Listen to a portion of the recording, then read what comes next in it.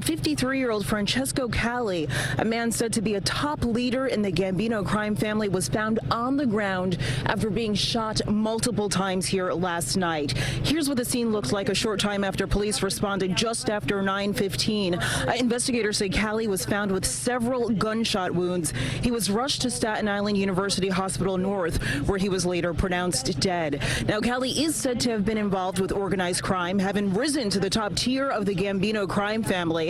10 years ago, he was released from federal prison after serving a 16-month sentence for extortion. This morning, the search is on for his killer, and investigators do say that witnesses say a blue pickup truck was seen leaving the scene here a short time after the shooting. Police are searching for that vehicle. John Gotti took charge of...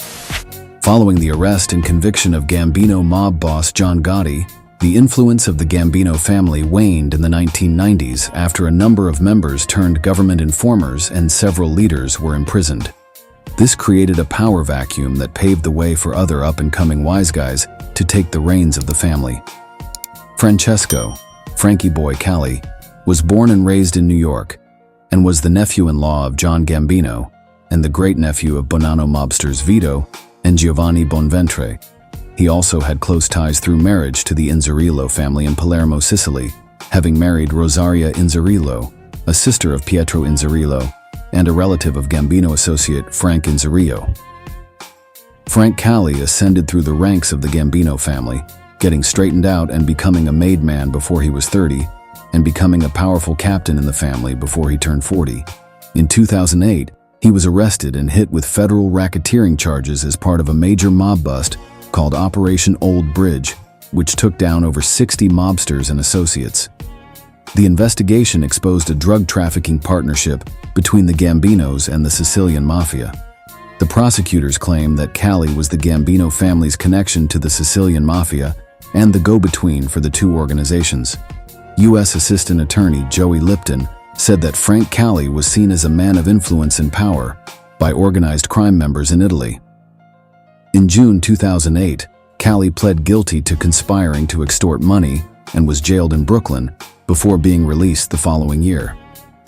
Frank Cali became the de facto godfather of the Gambino crime family, having served on its ruling panel for several years. Cali was believed to have been elevated to the position of acting boss in 2015, taking over from Domenico "Greaseball" Cefalu.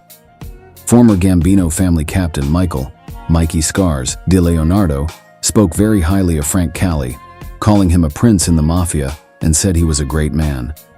After reportedly taking the reins in 2015, Cali was described by many as the opposite of John Gotti because he kept a low profile throughout his reign. No one ever sees him, he was like a ghost.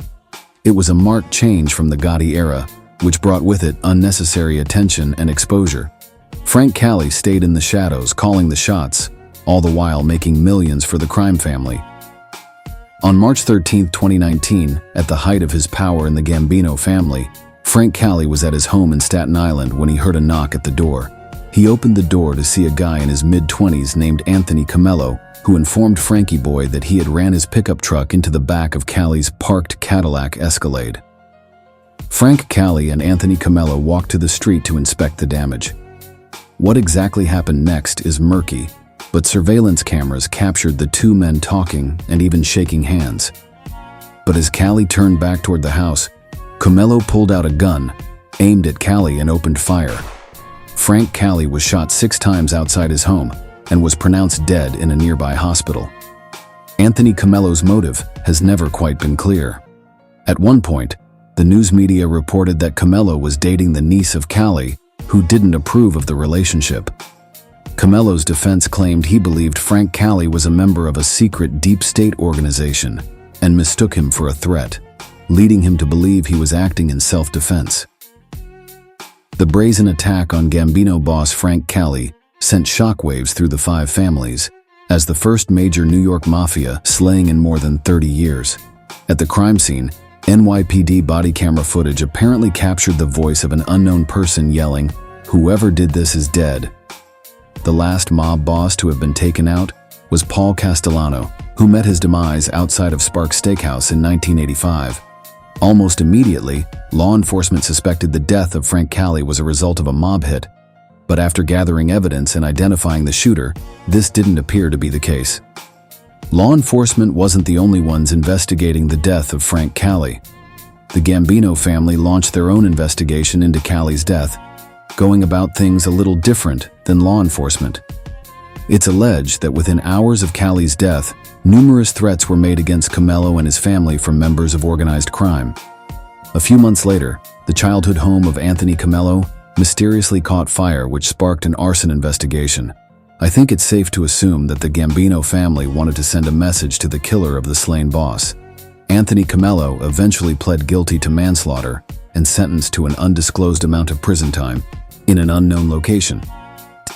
As for the Gambino family, it wasn't immediately clear who would take control of the family. There were reports of internal power struggles and factions vying for control. No single individual was officially named the successor to Frank Cali. However, it's thought that control was assumed by a group of powerful capos, with Domenico Cefalù and Lorenzo Menino being prominent figures. A private funeral service was held for Frank Cali at Scarpacci Funeral Home. Mourners noticed 4 black unmarked police cars across the street, taking notes and snapping pictures of organized crime figures that showed up. The Gambino boss was buried at Moravian Cemetery in a white pillared red marble mausoleum overlooking the bay. A highly coveted spot, fit for a king, or at least a boss in the Gambino family. Thanks for watching this video. Be sure to like, share, and subscribe, and keep following American Made.